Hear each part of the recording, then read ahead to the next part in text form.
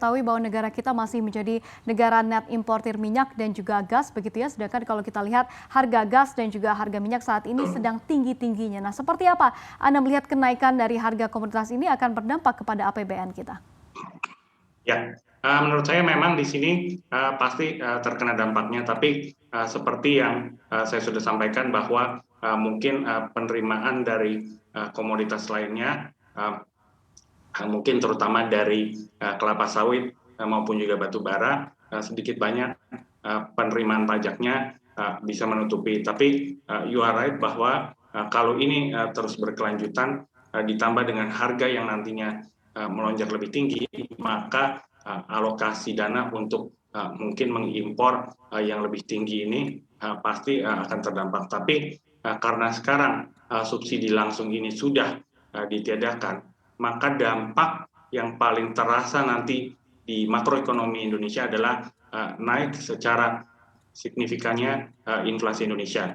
Di tahun ini so far rata-rata average inflation kita masih di bawah 2%. Tapi kalau harga komoditas ini terus-menerus naik diiringi dengan konsumsi yang naik, maka sangat mungkin bahwa ini bisa menembus titik tengah 2-4% dari official inflation targetnya Bank Indonesia, terutama nanti juga ada isu kenaikan PPN di bulan April. Ini menurut saya pelan-pelan tapi pasti bahwa inflasi di Indonesia akan meningkat.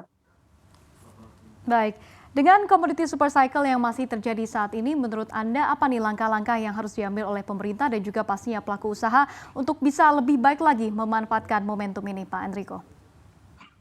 Ya, oke. Menurut saya kita harus tetap menjaga momentum untuk reformasi, terutama memastikan bahwa sustainability dari ekspor Indonesia, terutama untuk hal-hal yang penting ini terus bisa berkesinambungan. Contohnya kita harus lebih tajam lagi di dalam memangku suatu policy yang berkenaan dengan ESG, terutama dengan environmental effect. Nah, ini kan juga sejalan dengan apa yang terjadi dari WTO, di mana negara Eropa mungkin menaikkan suatu isu dengan limitation atau violation dari artikel 11. Memang kita akan lihat ke depan bagaimana hal ini bisa ditanggapi. Tapi ke depannya kuncinya adalah menjaga sustainability dari ekspor Indonesia dengan melakukan environmental assessment yang lebih banyak dan juga melakukan banyak strategi lagi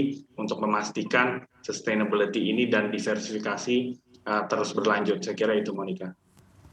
Baik, Pak Enrico, kalau kita lihat dari rilis neraca dagang tadi juga ekspor non-migas ke China terpantau turun. Menurut Anda apakah ini merupakan salah satu dampak dari krisis energi yang terjadi di China saat ini?